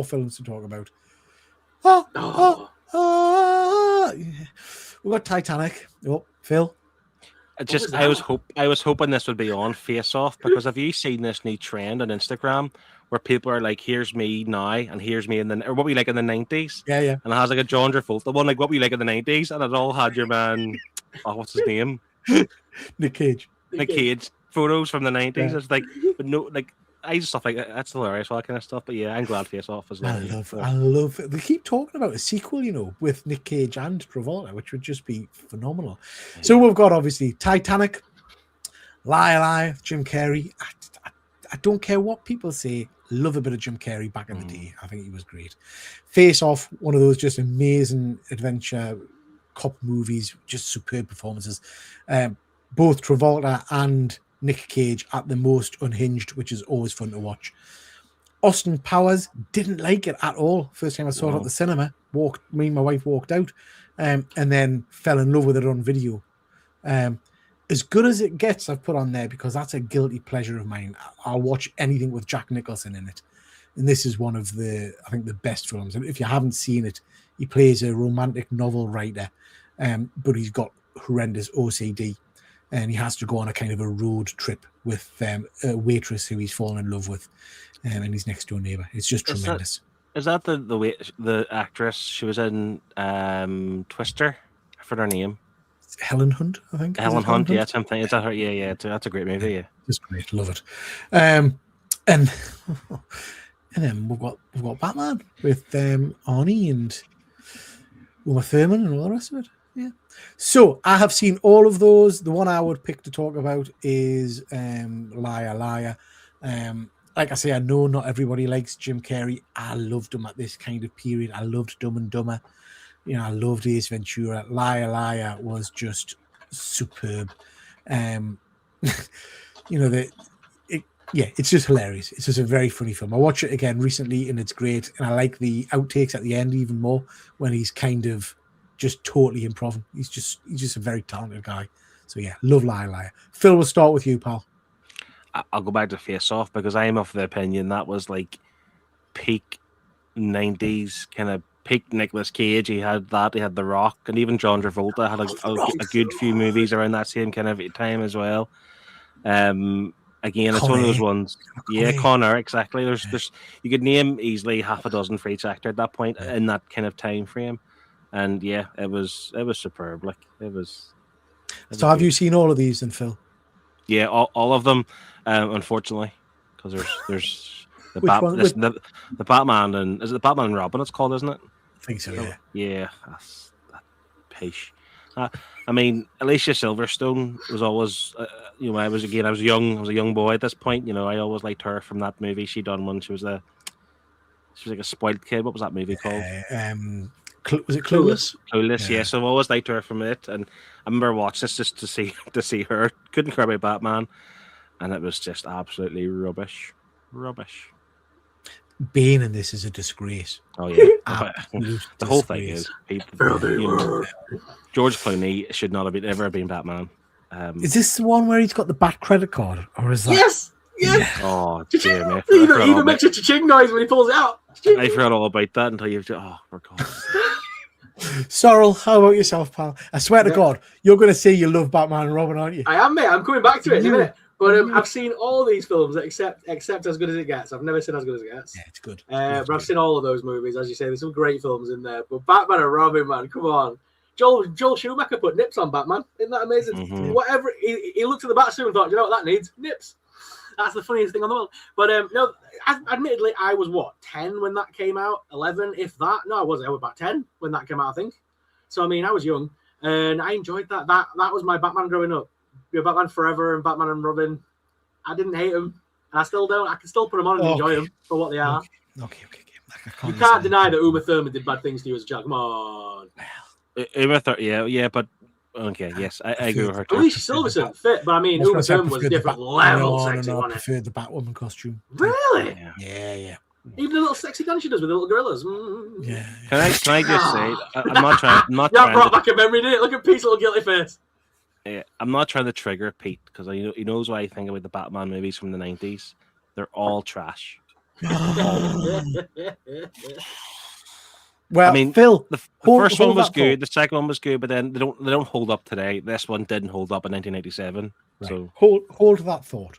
Phil, do you remember though back in the day? Do you remember the Warner Brothers stores back in the day? Yeah, I used to love the what, sorry? Warner Brothers stores, the Warner Brothers shops that were in like shopping centers here in the UK. Yeah. No, the one over here. Oh, the one there. It's like we are in. There's one to me when I was a kid. Was in Sheffield, and they had a Batmobile that you could basically sit in. Yeah. And you put 20p in it, and it would play an episode of the Batman, and the whole roof would come down, and you'd be in like a little cinema inside the Batmobile. And my mum used to just literally just give me a load of 20p's, shove me in that thing when I was about 10, like 9 or 10, racking in the 20p's while she's in bloody Evans shopping for women's clothes. You know what I mean? I'm watching Batman and I loved the Warner Brothers shop because you used to be able to get animation cells and things. Yeah. And I got 3 or 4 Alex Ross. Do you remember? I don't know why you buy this shit. Do you remember when like commemorative plates were a thing? Yes. You know, yeah. But Alex Ross did a load of commemorative plates. I had a the Star Trek one, Best of Both Worlds one as well. Don't know where they are these days, but yeah. Right. So Phil, you mentioned bad movies. Without Googling, guys, we had 3 other superhero movies come out this year. Can you remember any of them? Spawn, was that 97? Yeah. We had Spawn. We had The Shack in Steel, and we had Justice League of America. On, Didn't know those last 2 even existed, mate. No, neither did I. So I remember Spawn. So Spawn, I think Spawn is a Great guilty movie. pleasure. I don't think it's a bad film at all. I think it's and it's got some Something good acting in it. It's the cape CGI doesn't hold up, and I would argue that he looks a bit dumpy there on the image, doesn't he? He looks a bit kind of squashed, but yeah, it was all right. Steel with what you call him? Is it Shax O'Neal? What was that again? What? I don't know what he's called. Is it Shaquille O'Neal? Shaquille O'Neal. Shax O'Neal. That's exactly what I said. How dare you? With Shaquille O'Neal. That was shite beyond belief. You've not seen that one, guys? I've not seen it, but it looks shite in the poster, to be honest. I wouldn't look twice at that. So obviously loosely based on the DC character Steel, John Henry Irons. Just awful. I mean, that chap, I don't think is renowned for his acting ability and talent in that regard anyway. They basically, I think, put him in this film because he's tall and big. But it's dire. It's dire. And then Justice League of America, everybody's got to watch that. Everybody. So this was a pilot for a TV show over in America. They did an hour and a half feature-length movie. I've got a review of it on my channel, on my I can view this all day. God awful, horrendous beyond belief, like obscenely bad, but so bad it's good, if that makes sense. Who's the Green Lantern meant to be? Is that Jessica Cruz? No, she came much later in the comics. That's Fire. That's Fire. Yeah. Oh yeah, it looks the like woman, it looks like fire and all green costume. Like the woman behind her is Ice. You've then got Atom, Flash. That's a kind of a Green Lantern who's a slash between, I don't know. And then you've got the Martian Manhunter, who was one of the main actors from, do you remember the old TV series MASH? Oh god. It's awful, honestly. You can get it on YouTube for free. So it is worth just Googling and having a quick look. The special effects are horrific. It's got the main bad guy in it is, do you remember RoboCop, the original RoboCop film? mm-hmm. The guy who, what do you call him? The guy who's got the hookahs at one point, and the guy comes in and shoots him and puts the grenade in front of him. He's like one of the execs who gets killed off early on because he's the young exec who's kind of the big deal kind of thing. I can't think of it. Yeah, it's just horrendous. Watch my review on it because it's fun. It's that bad. It's fun. Right, let's see what the chat is saying. Always enjoy watching Starship Troopers. First slide was better. Loved Face Off. Can't beat a bit of Face Off. At some point, my wife will claim I cried in the cinema during Titanic. She's a filthy liar. I saw Titanic 2 or 3 times. Austin Powers, I loved. Then I watched it a couple of weeks ago and I thought it was dog shite. I haven't watched it for years, Wayne. I have to go back and watch it. The boardroom scene in Liar Liar is a dream, though. It is. It's phenomenal. I agree. Batman and Robin movie is puke. Oh, I've got James in the chat. Oof, Face Off is peak. Absolutely. We were talking about you earlier, James. I stuck a little image up of you, the con you're at. Phil showed off his card. So welcome to the chat, pal. Oh, a Phil. I watched Titanic twice in one day, and one after the other, as I had a cinema pass. It's a long film as well, you know. I don't know why, but I don't know why I buy this shit. It could be the name of the show, this channel. Milkshake O'Neill. Shawshank O'Neill deserved better. Right, chaps, we are at the end of the show. I just want to briefly chat a little bit about Sunday night's Oscars. Did you watch the Oscars? I didn't watch it, but I've seen all the highlights from it. Yeah, but don't tell me you've watched this nonsense. No, really. did I shite it? No. So we were talking about this the other night, and I think, was it Efren said he always watches it or whatever? I watched the opening monologue. I have to say, I thought it was flat as a fart. I don't know if that's just the audience weren't responding, but I thought Conan was pretty dire. They had Matt Berry doing the kind of the announcement bit, which was fun. Yeah, it did note for us. Is Oscars where Will Smith slapped your man Chris Rock? I think so, yeah. Yeah. Was that a couple of years back, yeah. That's probably the best thing that ever happened to the Oscars. Yeah. This is the last time it's going to be on TV. It's going to, is it Netflix or something? Or YouTube? No one's YouTube going to watch it. Yeah.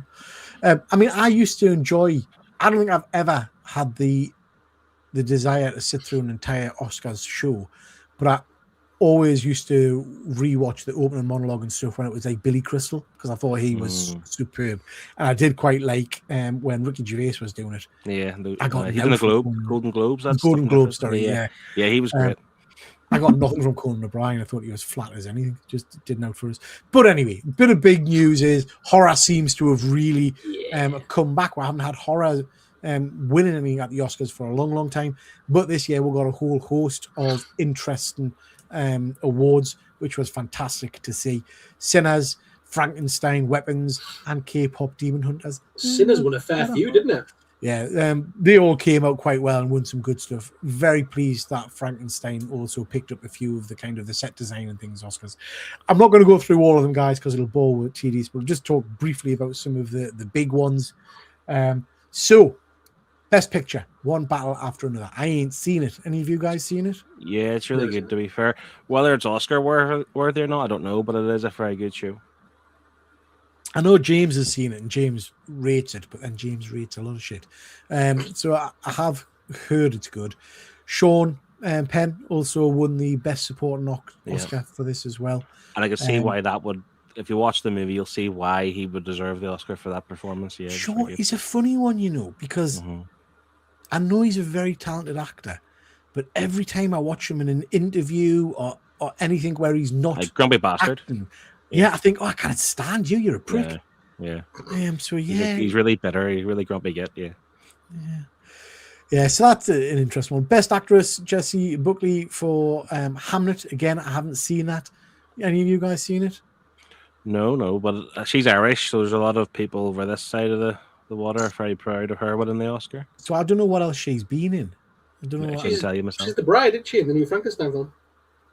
Oh, that's why I recognize. Oh, right. Okay. Yeah. And you rated her performance in that, didn't you? That makes her phenomenal in that.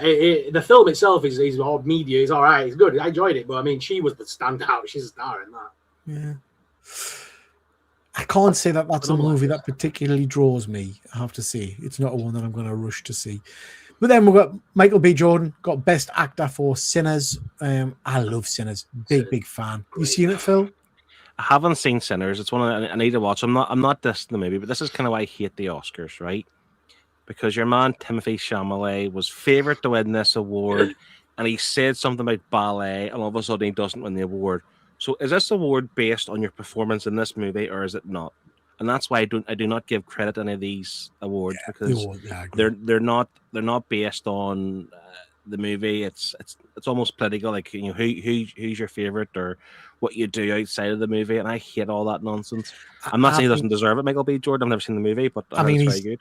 To be fair, he's phenomenal in the movie, but I think these would be much more meaningful. I can't remember what it was, the British Comedy Awards or something. It used to always have kind of the public votes for things, where in the back of the TV Times or whatever, you could submit your vote for Best Picture or whatever. That to me is much more meaningful, because I can't say I've ever really watched an Oscars and thought that's a kind of a film that I would go for. That's won some of the big awards, you know? Yeah, there's loads of Oscar-winning movies I've never looked at and no intention to ever watch. But the other thing is, Leonardo DiCaprio didn't win an Oscar for like 15 years, and he should have won about 4 or 5 in between. Yeah. It became like a big story that he's never won one before, and then all of a sudden he wins it, not because of the movie. I can't even think what the movie was. Was it that that Western one he done recently? Was it that what he won the Oscar for? Django Unchained. Was it that one? Or was it the... But he deserved to win it years ago, but because he hadn't won it... Oh, it's the one where he got attacked by the bear, isn't it? The one where he gets attacked by the bear. Remnant? Remnant, yeah. I remember that one, didn't it? And there was a story like you're saying. Yeah. But that's the thing. He didn't win it for any other great movies he's made. He won it for something that wasn't really worthy. But I just don't. I don't give too much credit for the Oscars. Yeah. I think in theory it's good, but they're not. I don't know. I wouldn't be too disappointed if it didn't win one. They don't feel like they reflect the general movie-going audience. I don't think. No, it's like the elite group. Yeah, basically. I can say that the horror community today, obviously, I'm in that kind of niche and circles, and everyone's been sharing this stuff left, right, center. It feels like it's been a long time since horror has been taken seriously. Yeah. So to get like the films like your Sinners and your Frankenstein, where they genuinely are phenomenal movies, to see them win is amazing. Yeah. I can't give anything away from Michael B. Jordan. Frankenstein the one with Christian Bale? No. What's the other one? Them two are competing, aren't they? Okay, so it's the other one. Christian Bale's in the new Bride one. This is the one that's on Netflix with Oscar Isaac. Yeah. All right. Okay. It's really good, Phil. If you haven't seen it, it's a phenomenal movie. Very, very good. More based on the book. Yeah. We've then got best visual effects for Avatar. I cannot diss that. I mean, the Avatar movies are phenomenal in terms of special visual effects. Just incredible. You guys seen the latest one? Yeah. Great movie. No. Can I see? I know we've been slightly horny tonight. Her on the screen there, the blue, whatever she is. Mm-hmm. I remember I've only seen the first movie, and I went to the first movie with all my friends, and we all came out saying the character, I can't remember the name, who Zoe Saldana played. Yeah. But whatever. That big blue alien, she's hot. this one's even hotter, Phil. I don't know why, but yeah, it's the attitude, isn't it? It's the attitude. It's the kind. Yeah, she's a bit of a bad girl. Do you know what I mean? She's moving on. And anyway, then we'll move on to best production design for Frankenstein. Absolutely agree with that, mind. I mean, Sorrel, you've seen it. It's the set pieces in that are phenomenal. Beautiful set pieces they made for that. I mean, they make no sense. I'd still it makes no sense at all. No, I mean, his castle thing's got this massive hole all the way down the center of it. Kind of work that out. Don't know what's going on there, but yeah, incredible. And then best animated feature. I've got no reference point for this. I haven't seen K-pop Demon Hunters. Don't understand it. Any of you guys seen it? I hear it 10 times a day. My daughter's obsessed with it. It's on repeat in my home. I refuse to watch it. It does my Same. I mean, kids loved it, so it's also worthy of something, I suppose. It's that stupid soda pop song. If I have to hear it one more time, I'm going to cry. But I think in general, I am in complete agreement with Phil. The Oscars lost meaning for me a long time ago, I think. Like I say, it is very much about the opening monologues and the what are they going to say this year to take the piss out of the establishment or whatever. And this year didn't out for us, to be honest. So yeah, there we'll go, chaps. There we go. Let's see what the chat are saying. Sinners, I couldn't get into. Oh, interesting, Wayne. I mean, it is an interesting film. I thoroughly enjoyed it.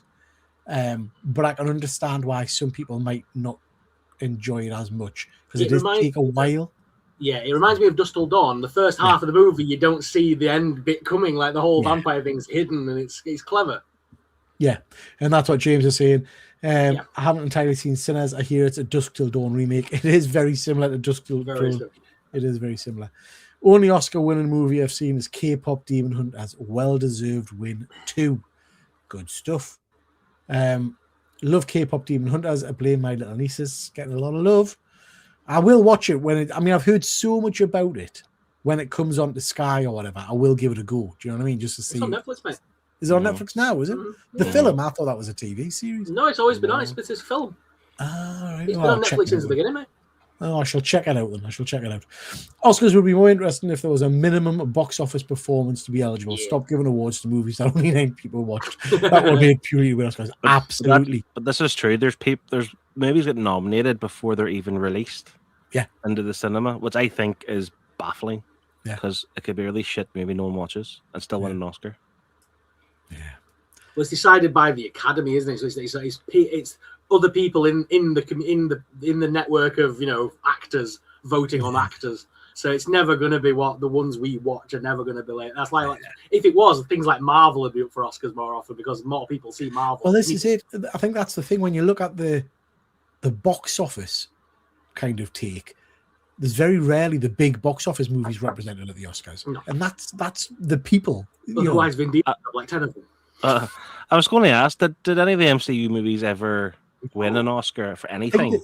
Did they get something for special effects and They things? got nominated a few times, but I don't think they they've must ever get won it. something for effects, surely. But there was because- nothing for like best movie or that I remember. Correct us in the chat, guys. I don't think that they won like a best actor or anything, which is mental when you think about. Yes, they are popcorn flick superhero stuff, but the performances and the emotional impact. I mean, Infinity War. Just for the ballsiness of it's crackers. Yeah. The Oscars is like the Eurovision load of shite. Mhm. I can't abide the Eurovision Song Contest. Cannot abide it. Sexy blue aliens are the best kind of aliens. Couldn't agree more. K-pop Demon Hunters is surprisingly good. It's a gateway drug for anime. I will definitely give it a go.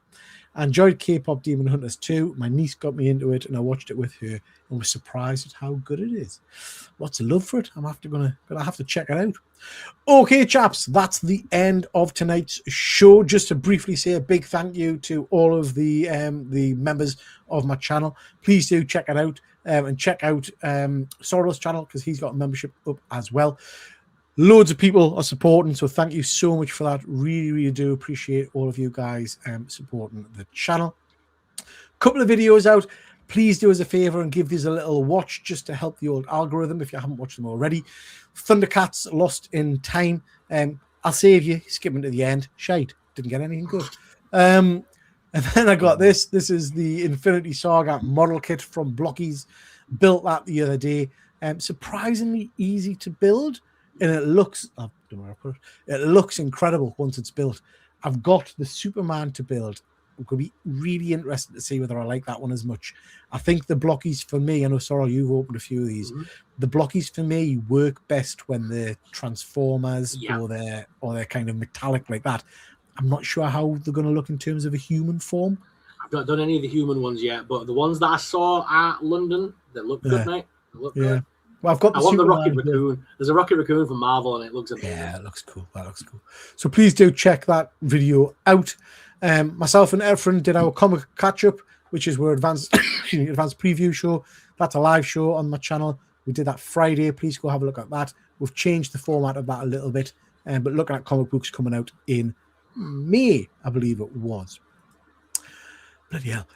Live show, solo show went out on Sunday night. I'm probably going to do it Sunday nights going forward. But again, please go and have a little look-see at if you can. Right, chaps. Sorrel, what you got happening on your channel, bud? I don't quite know this week. I've got videos. I put them out frigging every single day, so there'll be something on my channel to watch. But I don't know what I'm doing tomorrow, mate. For the first time in a long time, I don't know what I'm actually doing tomorrow. So I'll surprise you all tomorrow when I think of it. It'll be a surprise. Watch out for a surprise on Sorrel's channel. Over on One Good Scare, James made me watch Leprechaun 3. Oh, no. Watch that at the weekend. So we're recording that tomorrow, I believe, and he's going to put that out on Friday night because there's no live show Friday night. I'll save everyone time. Shite. Yeah.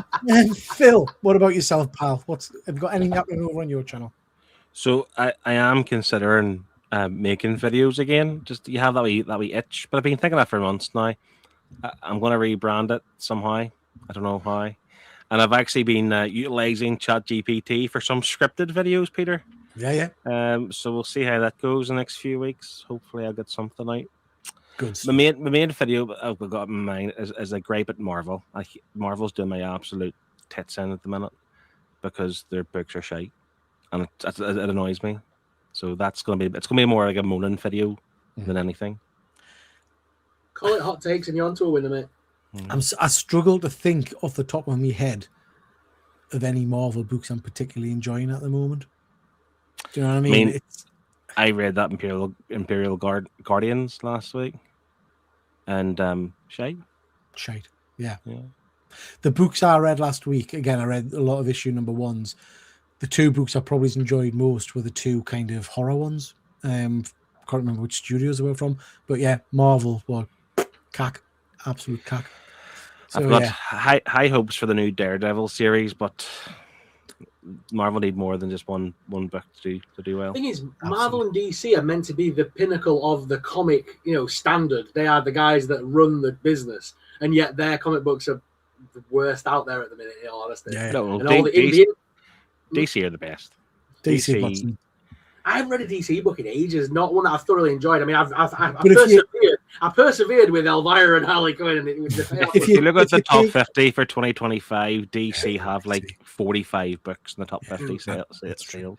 But if you take away the absolute universe, Mm. are their stories any good? I mean, I would challenge DC KO was the big kind of event book. Well, it was no. I think Flatten its off. if you're comparing them to like the good old days of DC, they're not that standard, of course, no. But some of the stuff's pretty good. I've caught up in Batman, caught up in Detective. Detective's quite good. At the So, moment. well, I tell you what, mine, I totally surprised myself. The relaunch of Batman, Fuzzy, I read the first 2 issues and dropped off. Then Fuzzy told us it was getting better, so I went back and read the recent issue with the Joker, where he appears. Loved it. Absolutely. it was I thought really that was really strong writing. There I was think I one- fell out of love with the first 2 issues because it was just too stupid. Like it felt like almost the Adam West Batman. Like he was pulling weapons out and it was little thing bat repellent, and it was like, oh, piss off. They still do that, but Yeah. there was one issue, I think it was issue 5, and he goes on a date with this girl, and he's just Bruce Wayne going on a date, but they're getting chased by these ninjas on motorbikes, and like it's a cracking issue because he can't be Batman because he's like he's out as Bruce Wayne, but it's just a really good issue, and I think from that point onwards it's picked up, so it's only like 2 or 3 issues from that, so yeah, I it's really think good. Andrew's point here is exactly right. Marvel and DC are McDonald's and Burger King, like a Whopper. If you want a decent meal, go elsewhere. If you want to feel like a kid, go for the big 2. That's absolutely right, Andrew. Absolutely right. There are good books out there, and there are. It's funny. There are at Marvel and DC. There are books that entertain us.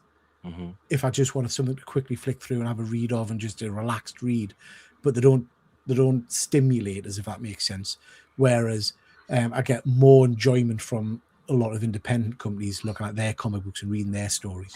You know, That's if you can get them upon release, because there's a few indie books that Dork and White Lies or White Sky, whatever it's that called. was shit. and- White, Yeah, so I didn't like it. I didn't like it. Dog's pretty good, but White Yeah, I Lie, like White Dork. Skies, cack.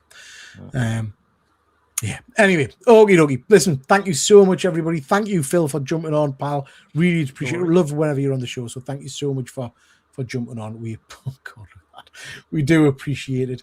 Thank you to everybody that's been in the chat. We've had 20 odd people watching. Really appreciate that. For now, though, that's your whack. We'll catch you next time. Take care. Bye. The curtains close. It's time to go. We really hope you enjoyed the show. Check out my channel for more geeky fun and hit like and subscribe before you run. All that remains is our thanks to you from Triple G and his YouTube crew. We really do hope you come on back, but for now, that's your whack. Yeah, that's your